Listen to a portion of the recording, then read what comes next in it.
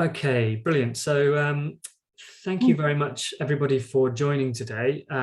Attendees are still trickling in now at a much greater speed, so that's brilliant. Hopefully we will be getting through to most people. We've had an enormous number of bookings for this session, which is fantastic. It is the first of 2 webinars on planning and archaeology, illustrating how and why the system works. The sessions are funded by Historic England and follow on from the Planning Case Studies project, which collected 118 case studies which illustrate the functioning of archaeology in the planning system. The webinar is going to explore some of this information, highlighting how the value of the planning system how the planning system creates opportunities for archaeology and the value that archaeology adds to it, and linking this to the need to ensure that the planning system continues to include robust provision for doing this work as it changes in the future. We also intend to discuss how the case study data from the Planning Case Studies Report has relevance to this recent and current planning reform in England. So looking at how reforms have been threatening to have impact on the way that archaeology works, and exploring how the data like this can help us make the case for particular provisions for archaeology remaining in place in the future. So just to introduce myself and my colleagues to begin with, I'm Rob Lennox, I'm CIfA's Senior Advocacy Coordinator. I'm joined by my colleague Jan Wills, who was the lead researcher and author on the Planning Case Studies project.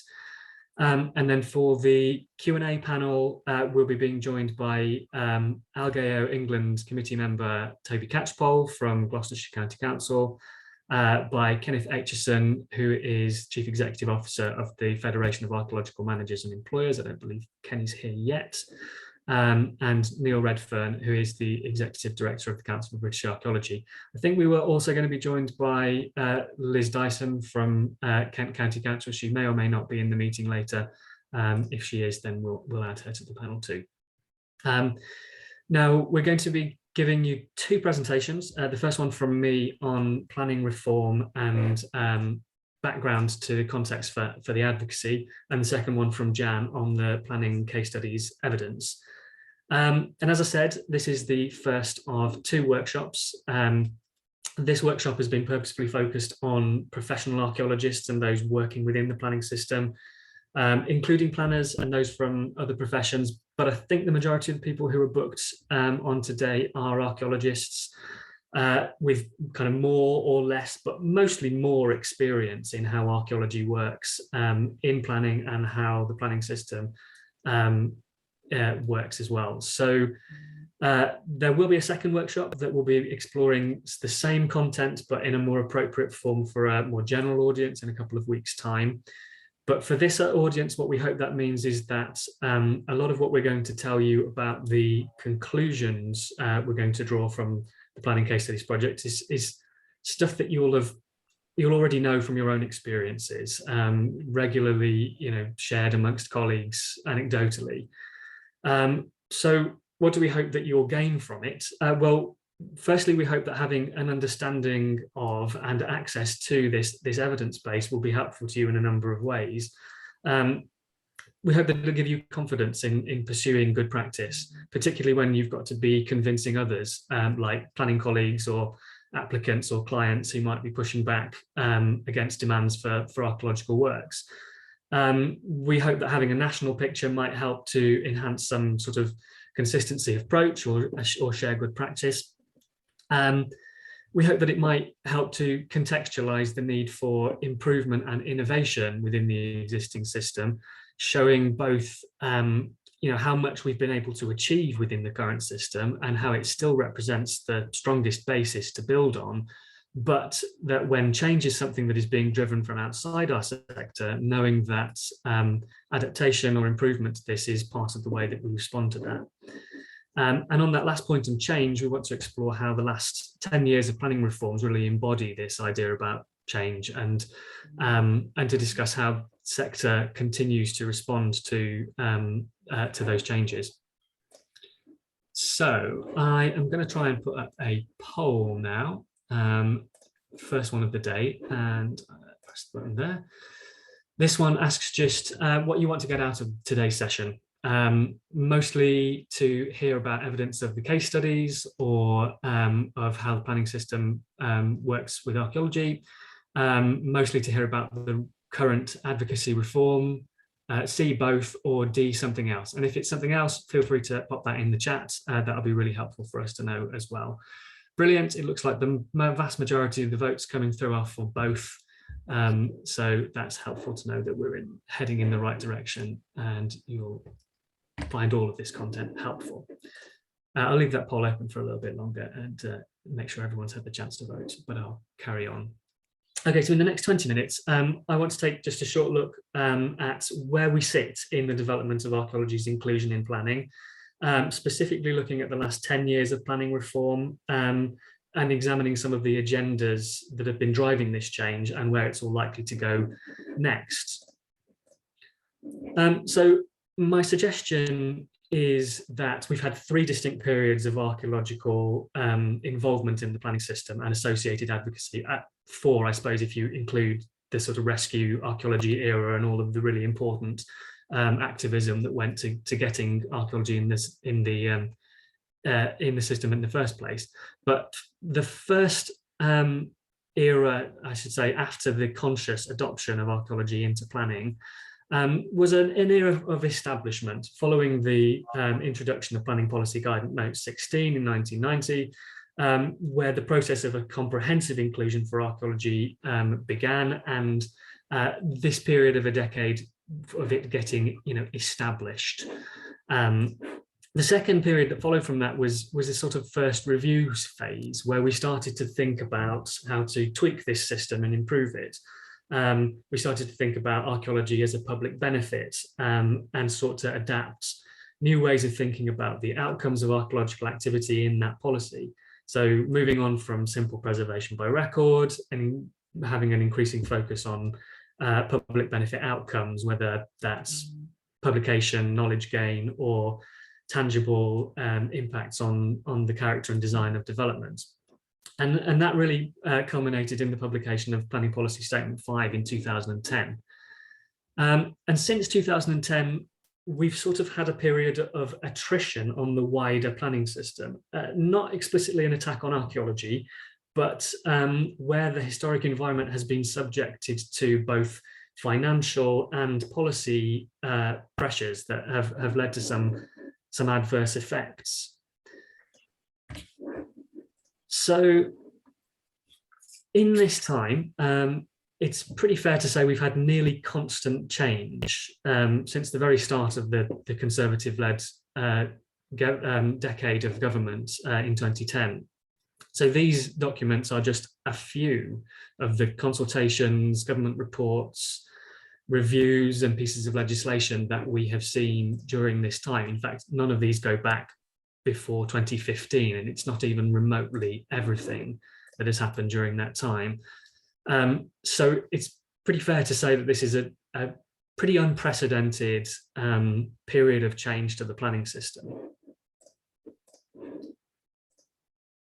Throughout this change, there has been a pretty consistent government agenda with really strong trends towards housing delivery, increasing the amount of housing that is being delivered, towards removing perceived barriers in the form of planning controls,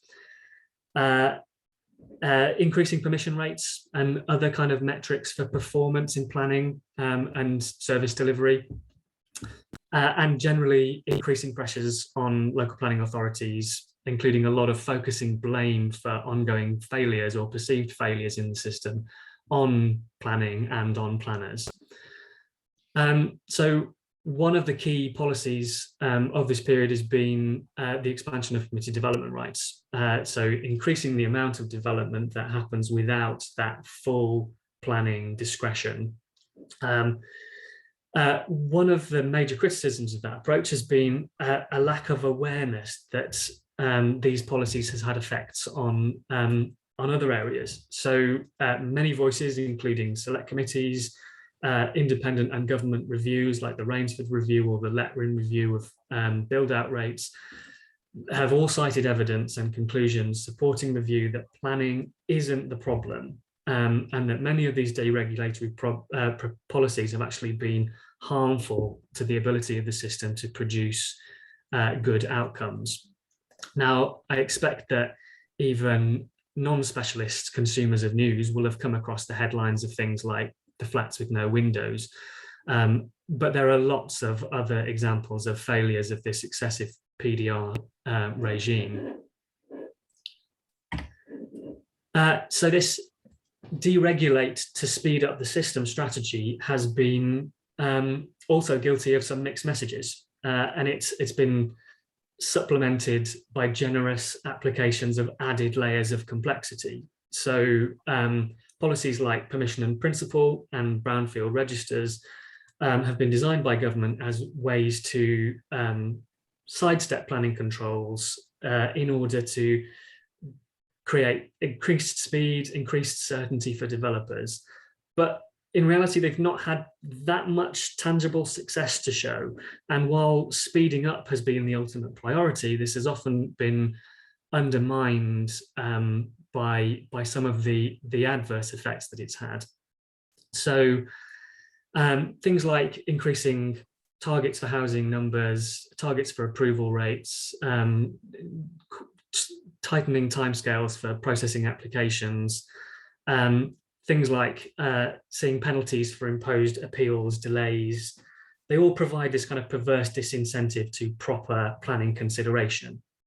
And the requirement, is to pile this blame on planners and none falling on developers or wider aspects that may be constraining the process. And this has all been happening in an era where LPA funding had been slashed by 33% over the first half of the decade.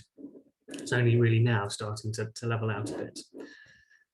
So I mentioned the Rainsford Review of Planning before, really important independent review, and it really backs up this, this view that the achievements of planning are being increasingly challenged by powerful voices which question its very purpose, arguing that at best it is slow, cumbersome and bureaucratic, and at worst an enemy of enterprise which needs to be dismantled. So this is another quote that just emphasizes this simplicity equals complexity irony. There remains an important question as to whether any of this new complexity has been worthwhile in relation to tangible outcomes. Furthermore, if it was the government's reform objective to simplify, it's hard to see how that has been secured. Now, what's important to say is that throughout this change, I would say rarely has archaeology been an explicit target.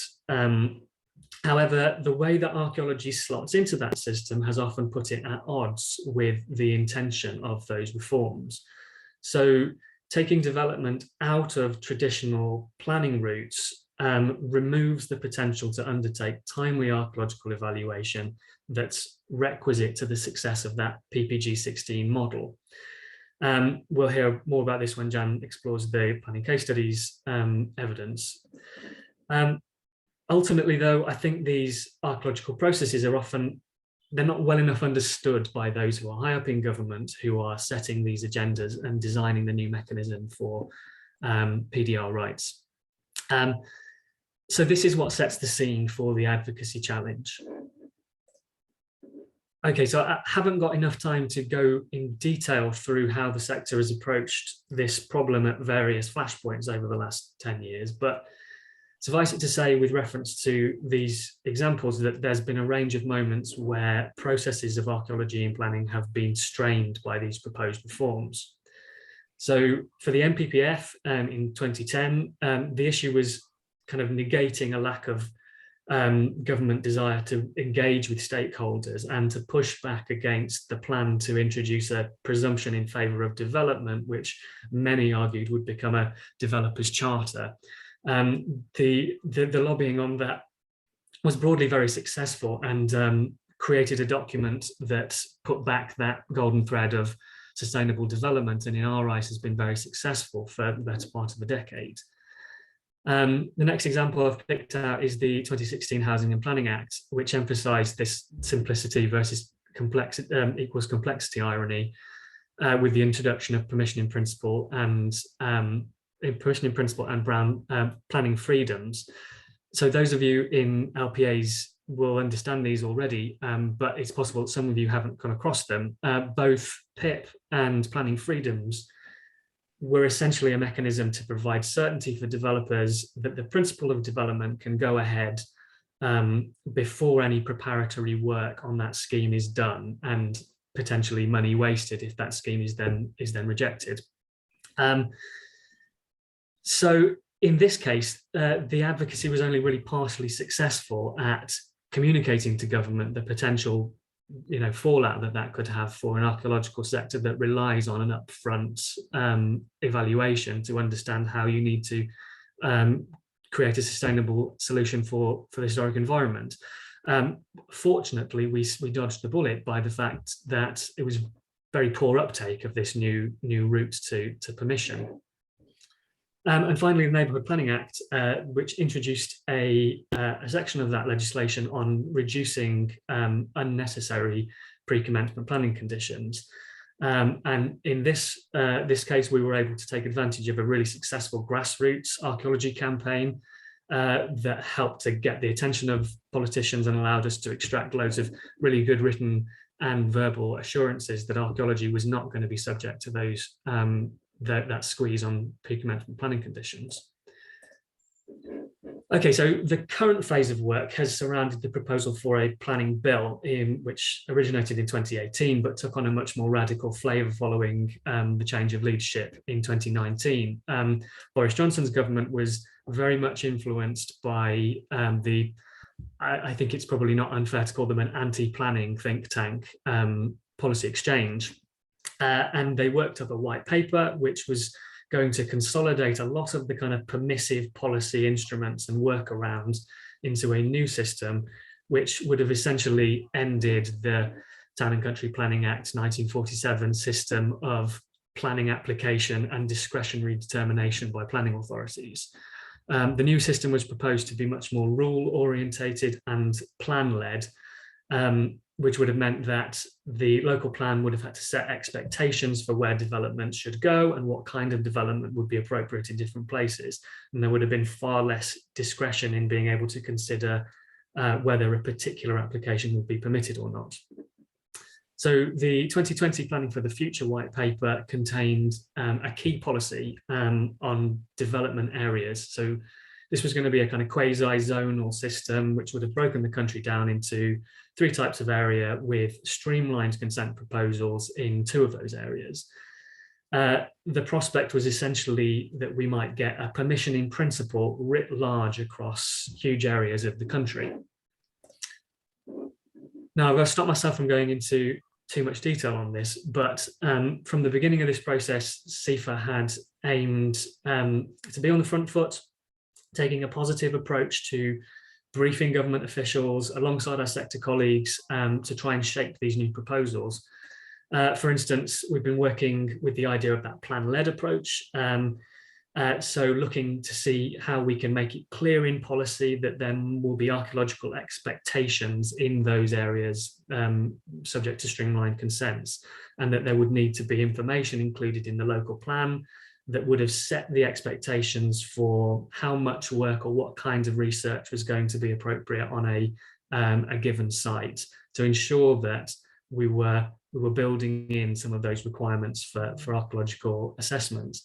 We also talked about strengthening HERs to make them, put them on a statutory footing, and bolstering the kind of upfront data that they had available to them. Basically always designed to mitigate the potential for archaeological predetermination procedures to be stripped away from the new planning processes without a suitable replacement being designed. So in short, we undertook quite a lot of work to advocate through the bills, through the white paper and the bill's development process, thinking about how can we protect those elements of the system that already work. Now, as I say, I don't want to go into too much detail on this because as it stands, we're in a bit of a limbo with how this is being taken forward. We know that following last September's cabinet reshuffle, Michael Gove was brought in to lead a rebadged department for levelling up housing and communities to look at the future of this white paper. And this is because the proposals had come under huge pressure from backbench Conservatives, from the Tory shires, who in large numbers hated the zoning plans and feared a loss of control for local authorities over deciding which development can happen in their areas. As of very recently, the noises have been that we should be expecting a rebranded regeneration and planning bill to be announced in the Queen's speech in May this year. Although the newspapers at the weekend have it reported that Michael Gove has told MPs that there will not be any specific planning legislation, and instead that, quote, various bits of planning will be tidied up in the levelling up and regeneration bill, also expected to come in May. Now, these reports also confirm the intelligence that we've been receiving, that the development areas policy is scrapped, it's going to be dropped. We've also got intelligence that suggests that an NPPF review is being planned, probably not going to be able to take place until 2023, but another significant stage of reform coming. And at this stage, it's pretty unclear what's likely to happen to any of the archaeological topics that we were discussing with officials last year, and whether those arguments for things like statutory HERs are likely to stick when these new instruments are developed. And a key concern here is that the white paper at least seemed like an opportunity for us to think creatively about how to build in safeguards and positive gains, things like bolstered services, things like statutory HERs, whereas what may come out now is a more by the back door approach, which will aim to have similar effects with fewer opportunities for us to innovate and ensure protections. And just as an illustration of that point, this is a tweet from Dominic Cummings, essentially trolling a former frontbench Tory in public, and with claims that they sneakily got through changes through secondary legislation to get some of this agenda through in the last few years, and this is certainly true. Now, Dominic Cummings is, of course, gone, and a new planning minister, Stuart Andrew, he could be seen as an appeasing appointment to those backbench Conservatives. So hopefully that will indicate a certain degree of direction, but we would do well not to consider government's resolve to see these planning changes, these agendas enacted, as having been put to bed. For example, in the last month or so, we've already seen government make a raft of temporary permitted development right changes that were brought in at the start of the pandemic, made permanent without any evidence to suggest that that was going to be a terribly good idea. These anti-planning think tanks are still in the ascendancy. They have plenty of opportunity to influence as we go forward with an NPPF review and with the regeneration bill. Okay, so that takes us back to the drawing board and the questions, how do we approach the issue?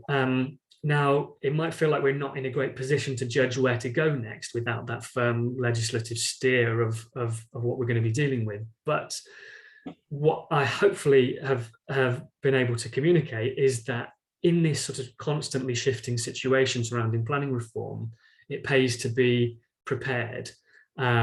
So the shaping of that depends on things like having good relationships and networks to influence with government, with our allied sectors, as well as with public audiences who can be an important factor, as I've already mentioned. But it also depends on other factors. Having a really robust evidence base to support the claims that archaeology works effectively, and being able to demonstrate that the great archaeology that we do, to tell people about it and to make sure that they in turn are helping to champion that value to society, back to government. And I think I will end there, because hopefully that leads us neatly onto the planning case studies project. And while I hand over to Jan, I'll put up the next poll. This one asks just whether you're aware of the planning case studies project before you booked onto this session. So there's a few options for yes, depending on whether you contributed or you'd just read the report or some of the news articles, or if you weren't aware at all. So I'll stop sharing my screen and hand over to you, Jan, if that's all right. Thank you. I'm just going to share my screen. Rob, perhaps you could tell me when it's in place. That's good. Just need to. Perfect. There you go. Good. Thank you. Thanks, Rob, then, and good afternoon, everyone. My brief this afternoon is to talk about the Archaeology and Planning Case Studies project. And as you can see on the slide, I'm going to look at a number of areas. Why we undertook the project, the scope of the work, some of the key messages that we learned, the resources that are now available to you. And then lastly, I'm going to signpost some forthcoming events and some other linked projects. So we designed the project against that background that Rob has outlined of increasing changes to the planning system. And these were both actual changes or signals from government about the direction of travel. The other key background was the decline in local authority resources and capacity. In other words, the essential specialist advice that local authorities provide into the planning system. We felt we had a good system for managing the impact of development on heritage assets with archaeological interest that by and large works pretty well with problems, as we all know, but a pretty good system. And of course, the planning system is of the utmost importance for managing undesignated archaeological sites. The vast majority of heritage assets are not designated. And over the last 30 years plus of archaeology in the planning system, a vast increase in knowledge and public benefit has been delivered. But when CIfA has sought to make the case for the retention of key aspects of that system, when the system has appeared to be about to change, for example, in submissions to and in meetings with government, we felt that we needed specific case studies to support that advocacy and to explain why we were making the points that we were putting forward. So the Archaeology and Planning Case Studies in England project was designed, agreed and funded by Historic England. The work was carried out by myself and by Stuart Bryant as consultants for CIfA, and supported by Victoria Thompson, who was then Historic England's lead on planning. And it was very helpful to have project partners Algeo, CBA and FAME signed up with us. So our objectives were to illustrate the implementation of key aspects of current planning policies that are used to manage heritage assets with archaeological interest, and also to look very importantly at what might happen if these key policies were no longer in place or were to be weakened or removed. The approach we took was to identify 4 themes with 13 scenarios, a point which I'll come back to, each of which illustrated a key aspect of the planning system that either was changing or that might change in the future. Once we defined these themes, we tested them out on colleagues in a couple of seminars in York and London. And then we went out to the sector and requested case studies from 3 main constituencies, from local government, from the commercial sector and from the voluntary sector. And we made this approach initially through our project partners. On the screen, and apologies for the very busy screen, I've set out the themes that we sought to explore in the project. So on the left-hand side of the screen, you can see the themes we chose. And on the right-hand side, you can see why we chose them. So theme A was predetermination, assessment and evaluation. And we chose it because we saw that its use might be restricted in permission in principle cases, and it might be impossible in a very broadened range of permitted development. Theme B, the use of pre-commencement planning conditions, which is so widely used for securing programmes of archaeological investigation. And we knew that government was very keen to restrict the use of pre-commencement conditions. So that was potentially a loss of one of the main mechanisms to secure archaeological investigation and recording. Thirdly, theme C, the premature discharge of planning conditions. Government was very keen on introducing deemed discharge after a specific period. And this introduced the spectre of possibly incomplete archaeological programmes of work were this to be put in place. Theme D, access to specialist local authority advice. I think those of you who work in local authorities are acutely aware of the decline in local authority resources and staff reductions. And so not having people in post potentially meant that there would be none of that key curatorial advice available in the system. And lastly, as part of this work, we thought we would try to look at any impacts of planning reform to date. So to see whether the introduction of things like permission in principle or widened PD had started to have an effect.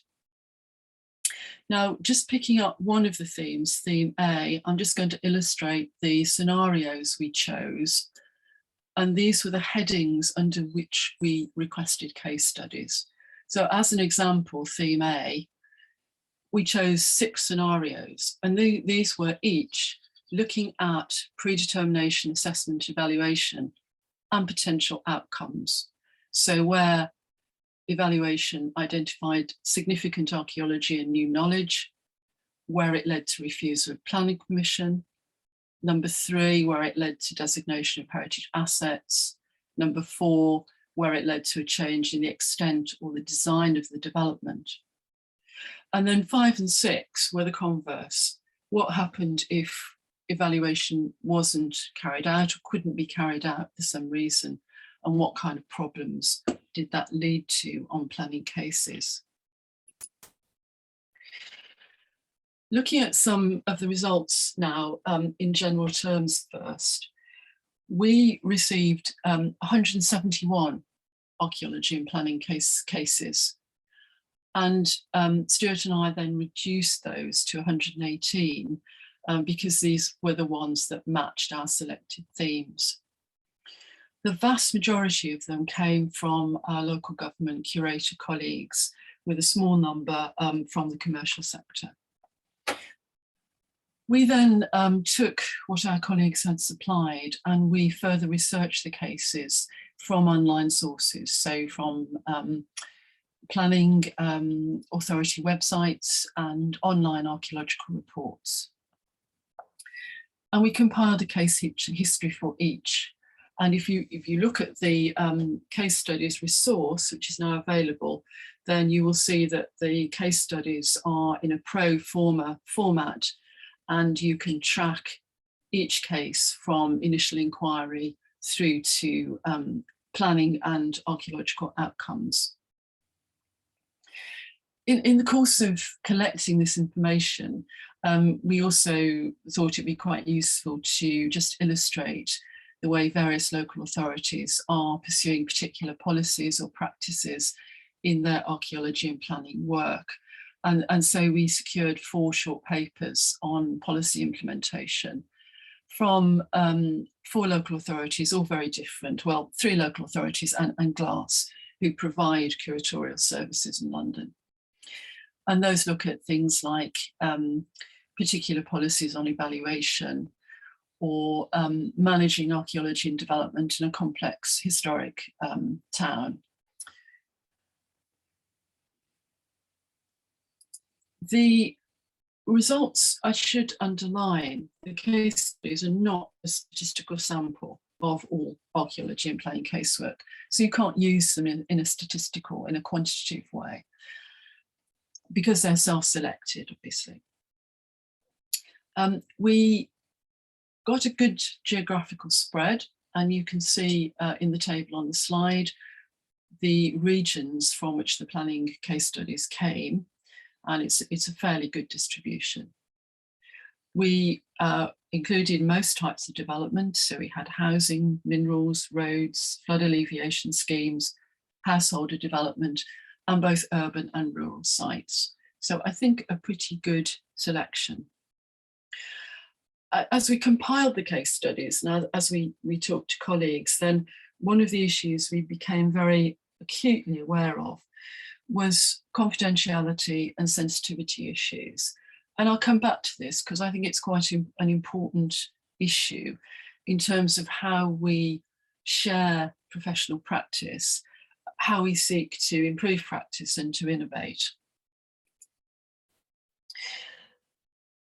I'm now going to have a look at some of the results in a bit more detail under the 4 main theme headings. So first of all, predetermination, assessment and evaluation. We got 43 cases of effective use of evaluation that assess the significance of the heritage assets present and the impact of the proposed development. All of these produced evidence of previously unknown heritage assets, and 22 were on what I call blank sites, in other words, sites where there were no known assets prior to evaluation, no info on the HER at all. And 8 of those 22 produced archaeological sites of national importance. 11 cases of our 43 led to some form of designation on all or part of the site. These are familiar outcomes, but I think they do produce some extremely good illustrations of the pivotal importance of the assessment and evaluation process. However, redesign development proceeded in most of these cases, in 37 out of our 43, very often with change in the design of the development and also some attached programme of archaeological investigation. And you can see on the slide one of our case studies, which is Pammington in Gloucestershire, familiar to Toby, new Iron Age and Roman settlement identified by geophysical survey evaluation, and subsequently the nucleus of which was excluded from development. The next slide shows a good case study from Gloucester City, the Gloucester Castle site. And this is a really good example of evaluation in a complex urban setting where the site had been previously quite extensively developed as a prison, but the diagonal lines of structure on the slide are the remains of Gloucester's second medieval castle, surviving at very, very shallow level beneath the remains of the prison building. And it's an excellent example of unexpected survival and how the information from evaluation has enabled not only protection of the archaeological remains, but it has informed the design of the subsequent redevelopment.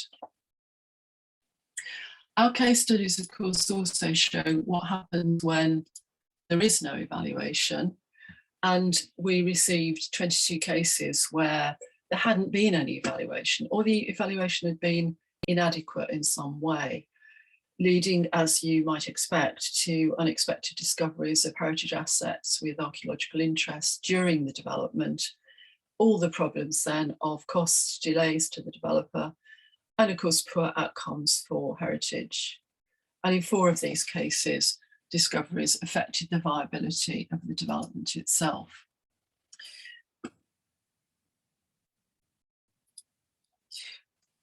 These kind of results, of course, prompt the question of what goes wrong. And I think what goes wrong is some fairly expected answers, and that is that we still don't always undertake evaluation on big developments comprehensively at an early stage for various reasons. Evaluation might be carried out as part of works to be undertaken once a scheme is underway, and that can very often narrow down the choices in terms of archaeological strategy, as well as leading to extra delays and costs. Sometimes on small developments, the temptation may be simply to attach a condition to a planning permission, and of course the archaeology that then is revealed during development may become problematical. Or on these kinds of developments, the local planning authority may not be very keen to have evaluation, and maybe just be tempted itself to attach a condition. Many other reasons include poor quality desk-based assessment. An absence of evidence is not evidence of absence, and I will come back to that in the recommendations at the end. Sometimes there are practical difficulties in getting access to the site because of standing heritage assets, and so on. Many, many reasons. But I think the important point is that not being able to go through that process of assessment and evaluation leads to a whole raft of potential problems further down the line. Moving on to our theme B, which was the use of pre-commencement planning conditions. As you know, these are very commonly used in securing programmes of archaeological investigation.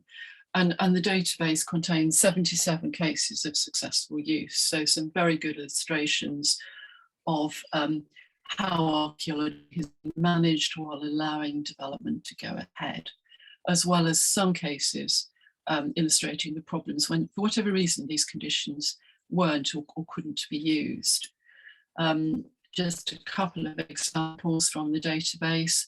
A nice example from Tame in Oxfordshire, where evaluation produced evidence of a multi-period site, including a Neolithic causewayed enclosure, as well as Iron Age and Roman and medieval activity, on a site where I think there was simply a sherd of late Iron Age pottery recorded in the HER, and all of this work was secured by pre-commencement planning condition, as it was on my next example, which is Crediton in Devon, where the evaluation adjacent to the Roman fort produced evidence of Roman timber buildings, and the pre-commencement condition allowed the extensive excavation of Roman timber buildings there.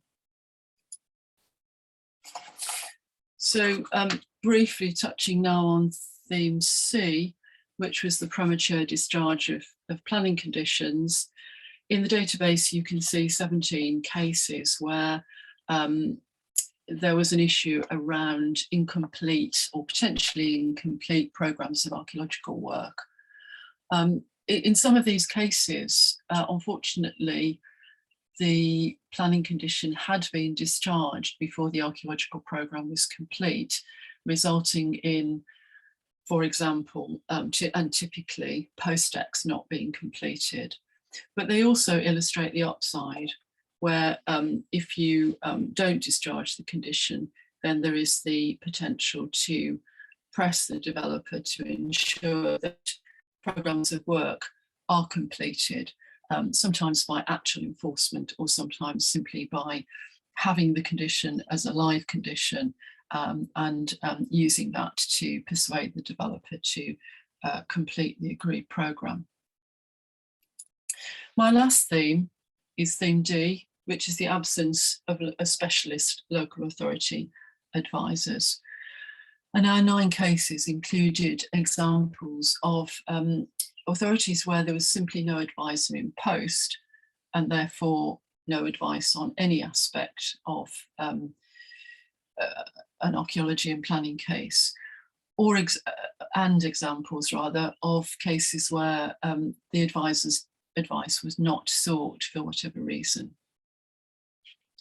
And this, of course, can lead to problems all the way through the planning process, right the way through from no initial appraisal of the proposed development and its potential archaeological implications, to inadequate specification or lack of specification of appropriate evaluation and mitigation.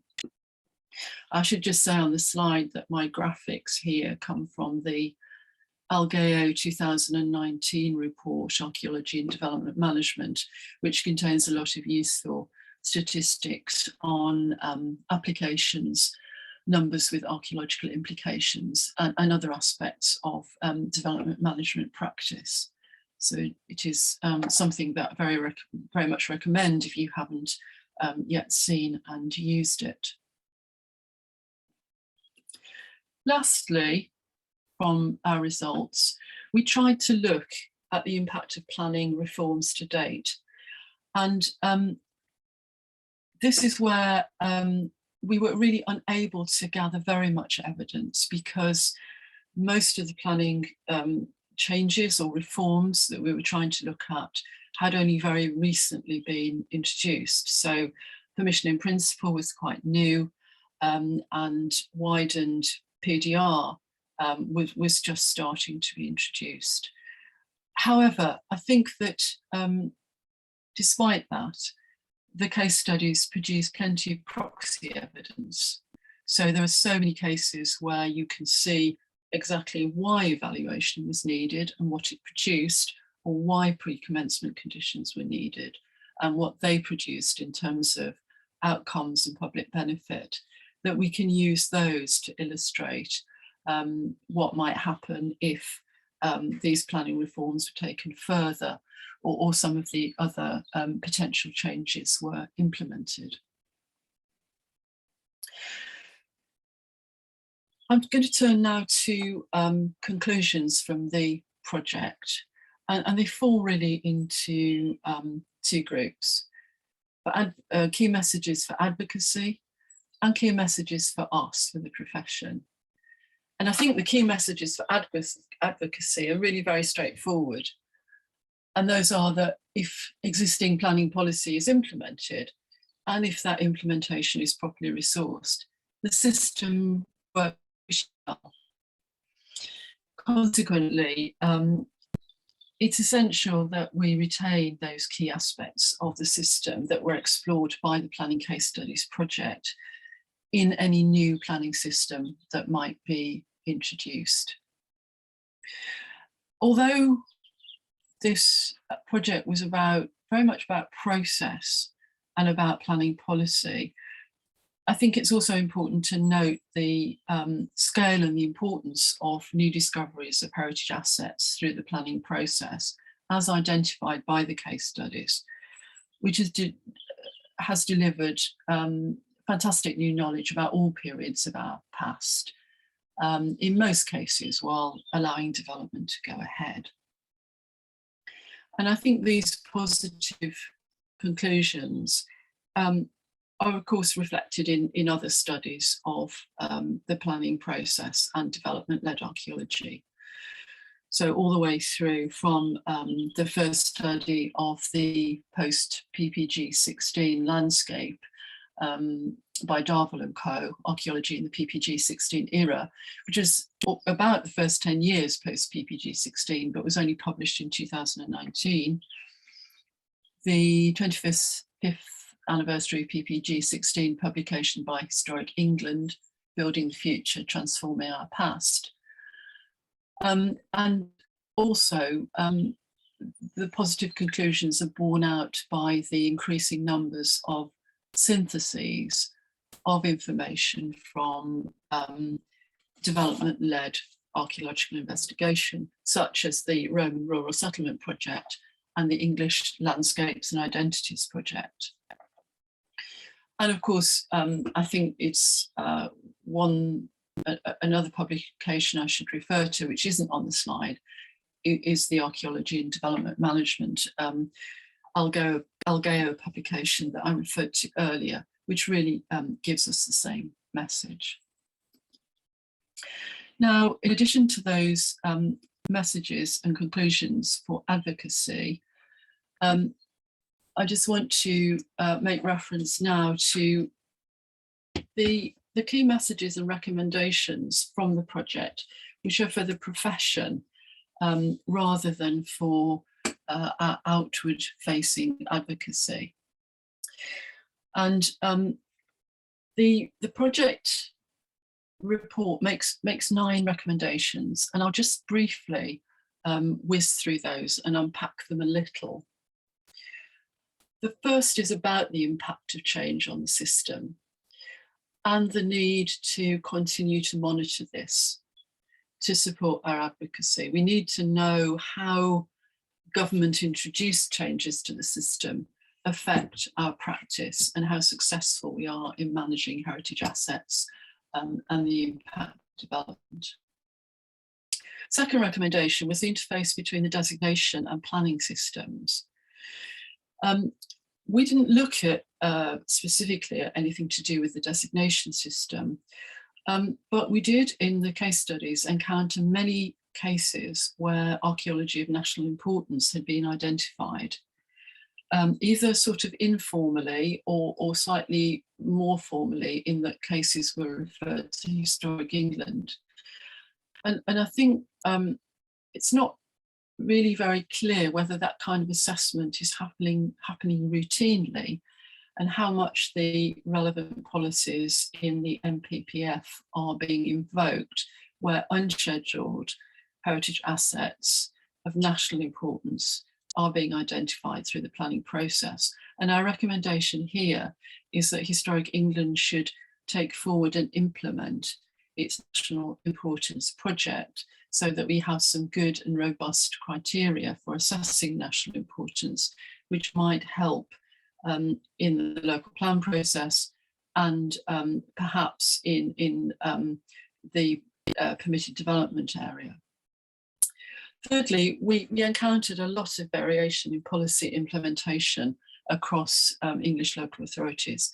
And this is not necessarily a bad thing, but we felt that there was a lot of good practice out there, and that it would be good to explore better ways to share this, to spread this, and thus to develop or deliver rather more public benefit.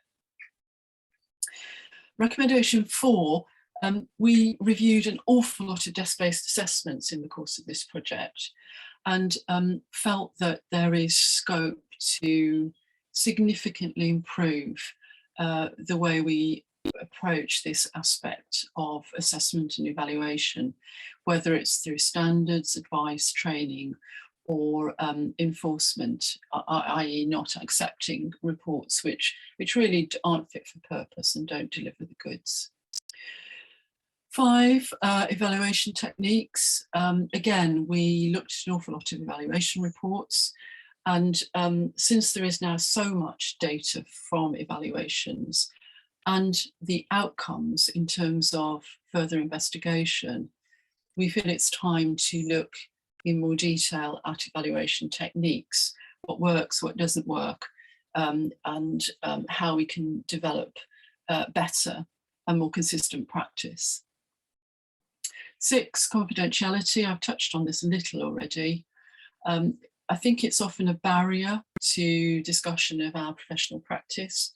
And I feel, and we recommended in our report, that ways should be found to facilitate better open discussion of good practice, of problems, and to develop new approaches, both within our professional groups, within our silos, if you like to use the word, but very much between professional groups, between consultants, curators, and contractors.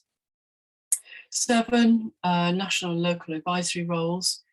We felt that better recognition of the local authority specialist advisor role was needed, in particularly in national advice on archaeology and planning. I do actually think that is coming, but I think there is still scope for better understanding of that and how it interfaces with advice provided by Historic England. 8, local authority services.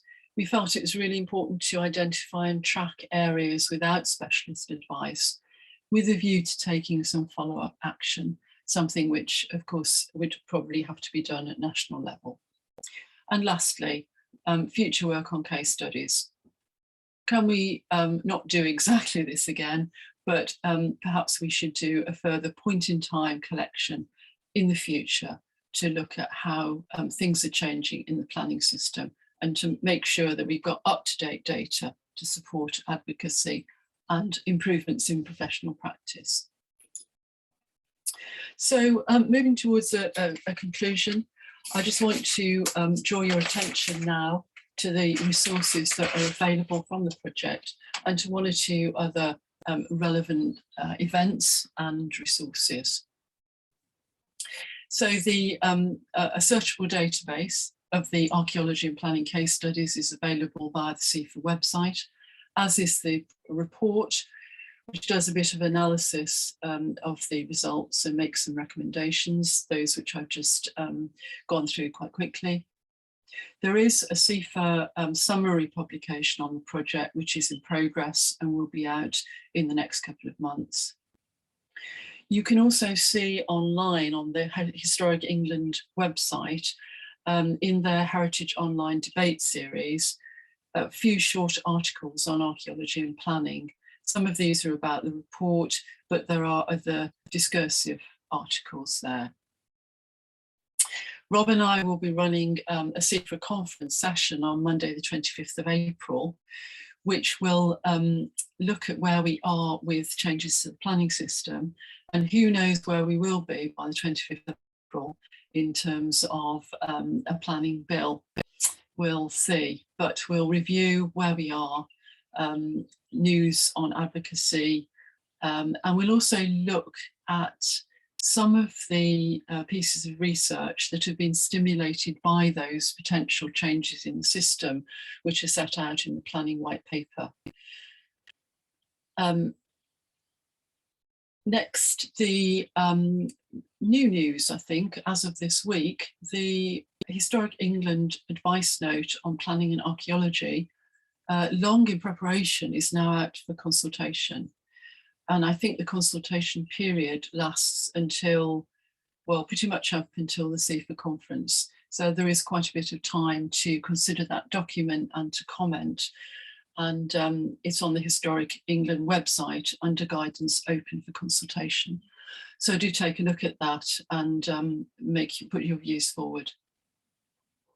Lastly, I'm pleased to see that one of the recommendations from the case studies project has been implemented, in the sense that there is an evaluation strategies project in progress at the moment by CIfA and FAME and consultants WSP, who are looking at approaches to evaluation. Many of you, I think, may have been involved in workshops and discussions around that. And again, there will be a report from that project in the next few months. So finally, I'd just like to thank everybody who contributed to and supported the case studies project, especially Historic England, who funded the work. And again, especially to everyone who supplied case studies, principally local government staff. Thank you. Fab, thank you, Jan. And hello to all my panelists. We've got two Tobys and a Neil. If you feel free to turn your cameras on, folks. I believe that we may have Kenneth Aitchison in the meeting somewhere, although I don't know where. And it doesn't look like we've got Liz Dyson. There's Toby too. Hello, Kenneth. Glad that you were able to make it in the end, and you're muted, sorry. Yes, I'm not convincingly doing Toby's hairstyle, but this is pleased to be here. Thank you, Toby, for giving me the link. Upside down, you might have a better chance. Okay, right. Before I open discussion with you folks, I should say, well, actually, I'm going to apologise for the lack of Liz's face to help us out with some gender balance here. So apologies for that. We were hoping it'd be slightly more equal male and female than this, but not to worry. I'm going to launch a third poll. This will be an interesting one to see. We'll give you some time to put your questions in the Q&A, but I'm interested to know how confident people are that archaeology is going to be able to play a meaningful role in the planning system in the future. Should give panelists an interesting thing to respond to first of all as we go around the table. And please submit some questions. We've got a couple in already, so that's great. Okay, so we've had 80 responses so far, and it's showing that people are mostly somewhat confident that archaeology will remain. That's good, because I was prepared for us to be miraculously pessimistic, so that's a good thing. How about if I pick on Kenneth first? What's your response to this question about confidence, about where we sit at the moment? Okay, thank you, Rob. My response was somewhat confident, and it's been somewhat confident for quite a while over the course of this last year. I've had ups and downs in my feelings about this as the discussions about the development of the planning bill and the kind of political force and momentum behind ideas that were once upon a time coming out of number 10 Downing Street, when a particular advisor to the Prime Minister was determined to rip up the way that government happened and to change things, and that then acolytes of Cummings in MCH or speaking to MCHLG seemed to be leading to a planning bill that had the potential to be ripping up everything we had and starting again. That's the tides have slightly changed on that. So I'm less worried about the immediate impact of immediate political effects at Whitehall level, but I remain concerned that there's possibility that we might lose our place in planning and this in implementing archaeological work. Toby, does that tally with the experience of local authorities? I mean, we've been focusing on the planning bill as the sort of main vehicle for this change to come, but actually in the last 12 months or so, government has also been talking very cryptically about a review of local authority structures. So there are sort of these existential threats floating around. How are you seeing them? To a large extent, we're so busy that we don't have a huge amount of time to think about it. I mean, I think what we all really appreciate is senior people in Algeo, CIfA, CBA lobbying on our behalf. I think most local authority archaeologists would agree with that. It's I think a lot of archaeologists out in the field don't realise how important all this lobbying of ministers and civil servants, etc., is, because nearly everything that we've been threatened with recently seems to be headed off at the pass. The levelling up white paper that came out did actually say that they're not seeking root and branch reform of local government, because there was an article in The Independent, I think it was, that there'd been a leak that they were looking at making everybody a unitary. That's not now happening. I mean, there's not theoretically a problem with unitaries, it's just the disruption that it would cause when everybody's under immense stress already. There would be a significant period of chaos, I would say, if that happened. And thank you to everyone who's helped prevent that, I think. Jan, I mean, I think that really speaks to the purpose of the Planning Case Studies project in the first place, doesn't it? That you know, to prepare in advance for what changes that we can see coming. What do you think about all of that? Yeah, I think that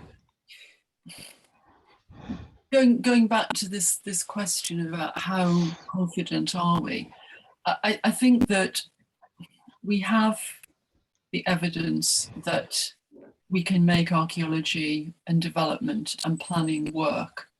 So we've got a good evidence base. And in a sense, the Planning Case Studies produces information that practitioners will say, yes, we knew that. But I think the importance of it is that they're documented case studies, which you can follow through. You can look at the planning reference, you can see the case history, you can see the outcomes. And so we should never be short of material to support our advocacy to government. And I think that that's the key answer to this question of how confident are we that archaeology will be there in planning policy in the future. It won't be there unless we make it be there.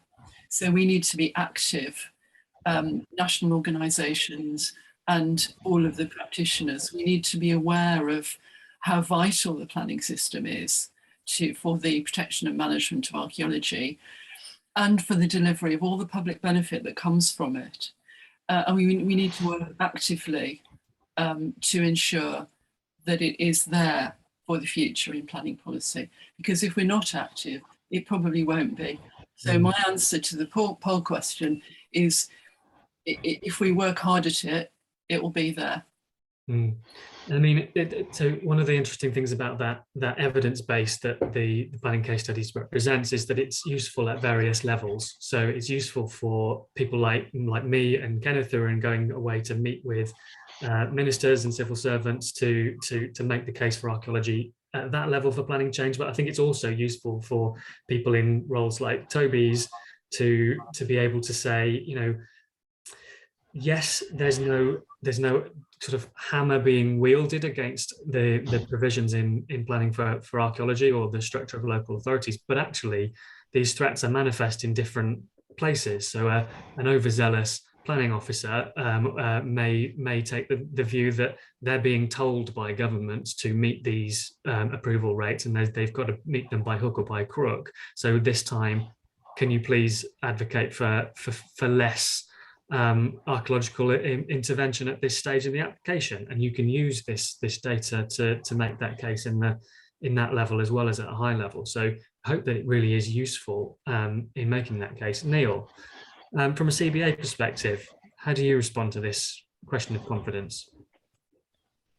Okay, so I ask myself is how long is the future? So if you were to ask me how confident am I in the next year, I would be pretty confident. How long might I be in 2, 5, 10 years? Well, I think that's a very different question, and that's something we need to start addressing. Why? Well, you know, our challenge, I think we've been resting on our laurels a bit for the last 10 years. Maybe we haven't been presenting archaeology in a way that might be reaching out. I'm not criticizing, I'm just saying, this is just to think about that. I don't think what we'll be doing now will be the same in the future. So we've got to start planning and thinking about what that will be. What are those differences to help us have that confidence? Okay. I don't think we can say we've got to keep what we've got. I think we've got to really think about what do we actually want and how might we do it better, do it differently? How might we actually deliver impact? And when I talk about impact, yes, we're going into public benefit, public values, social value, and addressing one of the questions in the chat, that whole issue around public interest. And I think there is a real need for us now to start to come together to think of all the organizations around the table, what are our key roles in getting those messages across, not just government, but to wider society. And I think, and you know, it's interesting to hear what Toby said about how effective we've been. Absolutely, but we don't really celebrate that effectiveness on occasions, and people don't know that we're actually having those conversations. So I find it really interesting about how we might tackle that as well. Well, it looks like we may have lost Kenneth for a moment. Meg, if you could keep an eye out for him coming back into the room in case he needs permissions giving back to him. Right, we've had a few questions in from participants, so that's brilliant. Please keep them coming. First question was to Jan, I think. Is the number of cases on missing archaeological advice likely to be low because the people who would have made these reports are missing staff? What do you think about that? Interesting one. I think the cases that illustrated what happens when you don't have advice in the local authority, in the main came from people who had come into post, maybe after a gap, and had been picking up the pieces of cases which had gone wrong because there had not been an advisor there. So something had gone ahead without appropriate advice on evaluation or whatever. And the successor, the person appointed, had then put this forward as a good case study. But I think this question does actually point up a really significant issue, and that is how we find out what is going wrong when a local authority simply does not have a specialist advisor. And there are local planning authorities that don't, but I think we're not very good at knowing exactly what the position is on that, and certainly not very good on taking action. So one of the recommendations actually of the project report is that that should be tracked. We should know nationally what the situation is with advice to local planning authorities. And that ideally should provide a platform for taking some action. Because if a local authority is not taking specialist advice on historic environment issues, then they're not able to effectively implement national planning policy. So I think it's a really good point that the contributor made, and it does point up a serious issue, which I don't think is really addressed at the moment. Did Toby and Neil want to come in on that at all? I was just thinking the obvious, really, that the case studies that we get, that you only find out about them when something terrible goes wrong. So there's probably many more that we just don't know about, as pretty much as Jan said. I mean, it just highlights the need for early engagement and risk management, you know, at the very starts of development schemes, so that for this process to run smoothly. It's the same problem as post-determination evaluation, really, isn't it? You haven't got a proper risk management, there can be delays, and it's a lot harder to sort out something that's gone wrong than to manage it sensibly throughout the whole process. Another question, with questions coming in thick and fast now, that's brilliant. Is the suggestion that there should always be predetermination evaluation? Sorry, is the suggestion that there should always be predetermination evaluation? And if yes, what does this imply about the terms of the purpose of DBA in the planning system? Who wants to pick that one up? Possibly Toby again. God, that's a big question that we've all been talking about for decades, isn't it? Well, I've been involved in a couple of the meetings around CIfA's current assessment of evaluation strategies, which has been interesting. And I mean, a lot of it's gone back to the old arguments about percentages and things. But what I found most interesting in that was that quite a lot of the developers said it's more important to have a proper assessment of their risk, of the constraints as they see archaeology upon them, so that it can manage. I mean, I suppose in one way it works better now. We're getting more large allocations to deal with rather than lots and lots of small developments, because the developers just see it as part of the process. So I found recently we've had far fewer arguments with developers about predetermination evaluation. I think there are questions to be asked about the amount of predetermination evaluation it's reasonable to ask for in relation to solar arrays, just simply because they're probably less intrusive unless there's landscaping going on, than piling, which we've accepted for many years. But yeah, I would.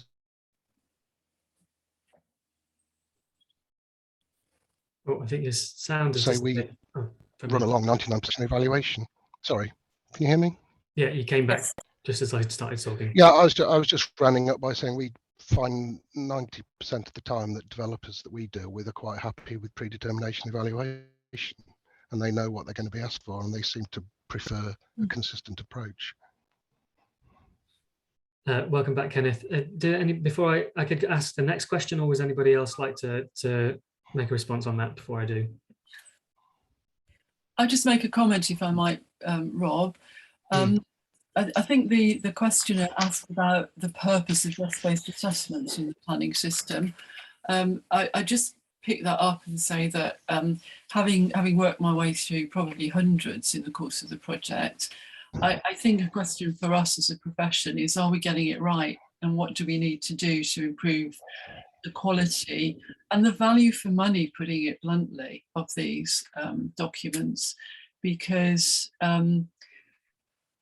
I think there's a danger of doing a DBA because that's what it says in the policy, and people go and do it without thinking about what do we actually need to know, and discussing that with the local authority curator to make sure that if a desk-based assessment is going to be done, it's really fit for purpose and it answers the questions that we need to ask. Let's not do them just because we can. Yeah, and a couple of comments that echo that in the chat.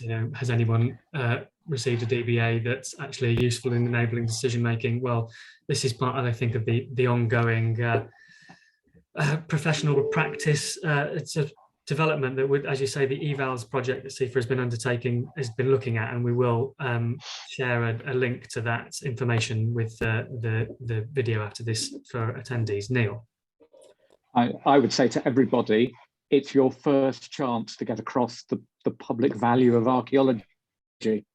It's not just the planning officer who anyone might end up reading that document. It goes into the public domain. So, yes, it's got to do a technical thing, but it's also setting the agenda for all of the other engagement that might actually happen around that, which ultimately leads to the public value, the public benefit you're going to create from that intervention.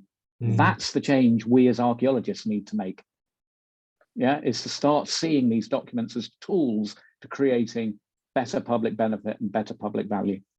Can I just throw in another thing, Rob, if Sure. it's okay, and maybe address this to Toby, because I think a really difficult issue with improving the quality of things like DBAs is the fact that they're being pitched into a system which has time constraints and hard-pressed local authority curators and planning officers. So how do you, from your perspective, Toby, think we can improve them?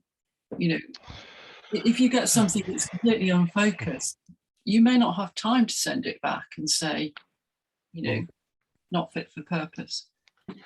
Well, I presume a part of the problem is the wording in the MPPF, which you can read as meaning that every developer should produce a desk-based assessment. So they quite often appear on planning application. There's been no prior discussion with us at all, and they're a regurgitation of the HER. They get sent to the HER and added, and that's all they ever get used for. What we ask all the contractors in this part of the world to do is to ring or email and discuss the scope of the desk-based assessment. Because then we will look at what we already know. We don't need to be told that again, and come up with whatever ideas we might have about what aspects need to be addressed, what other information they might not necessarily have readily to hand, sort of portable antiquities data. If we've got a lot of portable antiquities records in an area, but not much else, then we'll say you need to have a good look at that. It's early communication in everything, really, isn't it? If you just get sent something and it's no good, then we probably don't send it back. We get desk-based assessments for sites where we wouldn't even consider asking for evaluation because we just don't think it's worth it. So there's also an ethical issue, I think, with that, for CIfA to maybe look at, because people are taking money to produce unnecessary documents in some occasions.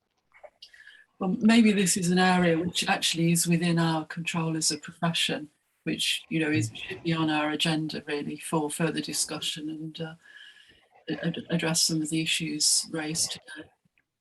Yeah, one or two of the other comments are broadly in the same area, and I think that's right. These are issues that are up for us to solve, and indeed there are various projects underway to look at them. I'll deal with one of these questions very quickly. Are there any plans for a similar study on the effects on planning policy in Wales? There aren't any plans at the moment, no, for other parts of the UK. This project was funded by Historic England, and part of the reason for its urgency was to respond to some of the planning reform agendas that are specific to England. Now, it would be extremely valuable to have the same proactive evidence base for Wales, Scotland, and Northern Ireland as well. So I think I can speak for CIfA to say, ideally, yes, we would love to do that, and it's something we may consider in the future. There's another question here, panelists. I have concerns about how current planning climate might affect the archiving of archaeological site archives. Have any of the recent projects looked at the impact passed on to museums, archives, and repositories? Anybody have a keen interest in taking that question?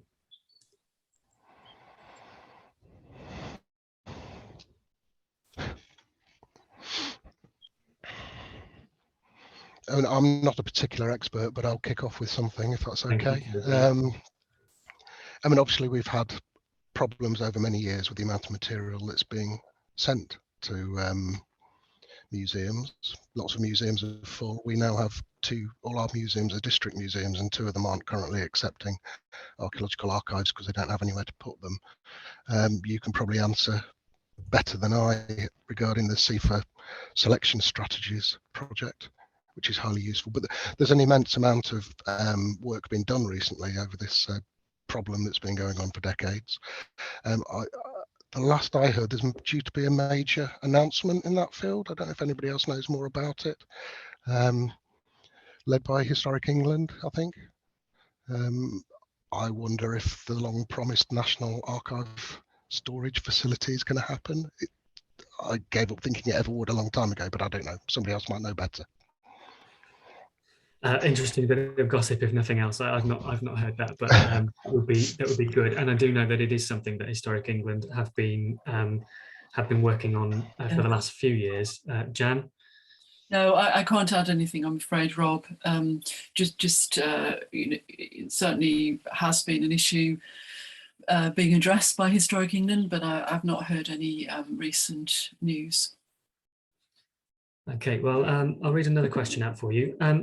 In the case studies project, how did levels of local public interest help or hinder outcome? To clarify, read public interest and case studies, I meant in relation to particular case studies.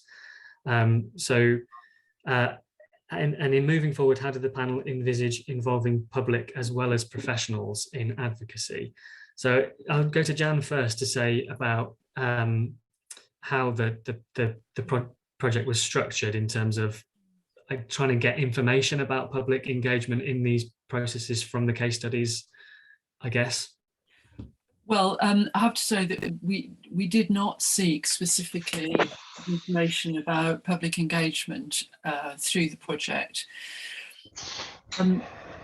We did, however, get some information. So you can look at the case studies and find very, very good examples of quite extensive public engagement during the courses of archaeological projects, various. And the converse, and my impression from our sample is that what's asked for and what's done is hugely varied across the country. And there is scope to do an awful lot more. And I'm sure Neil will want to pick this up in a minute.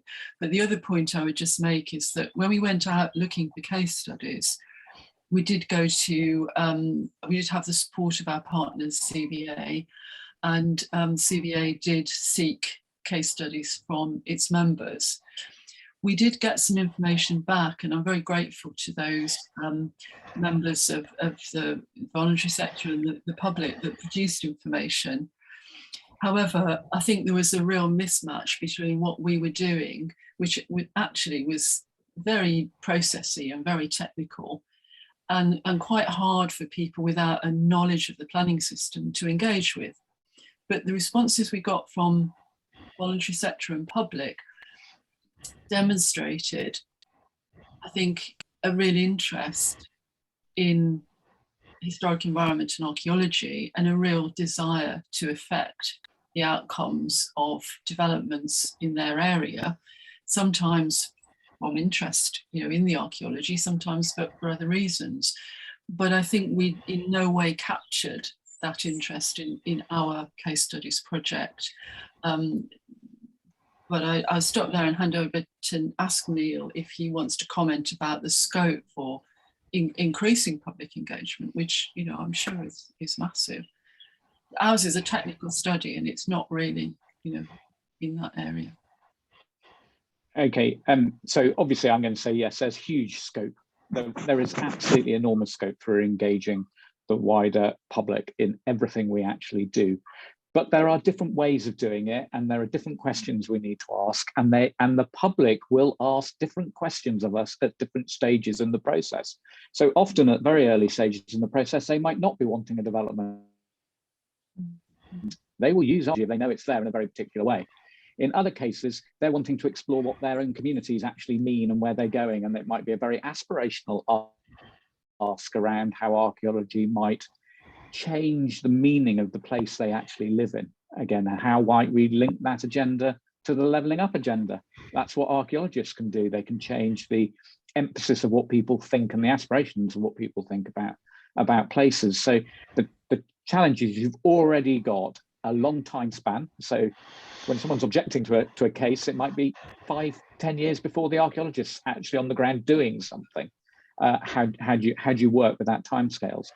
And the reason why I introduce that timescales is because no one organization or company can deal with that.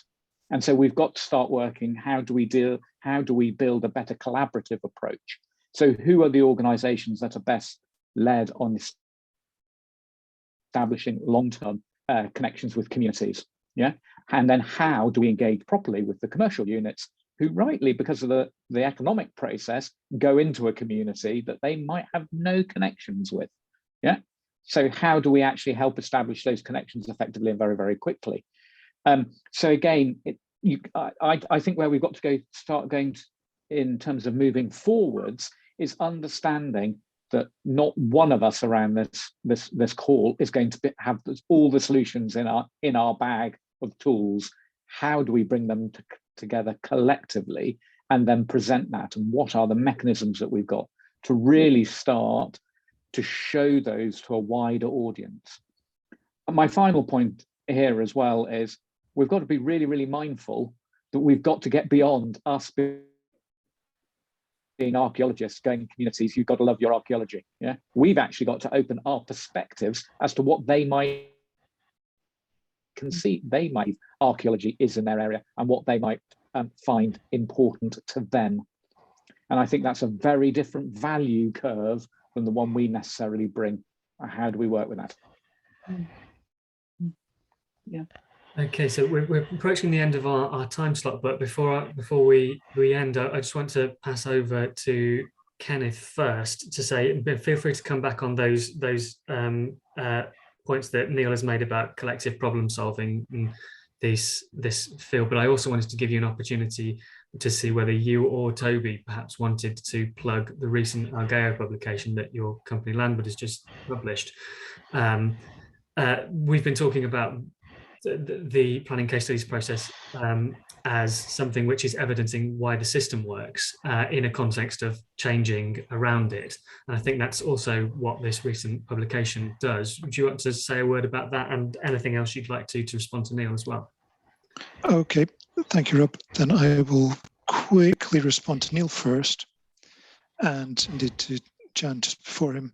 That question about public engagement, good question.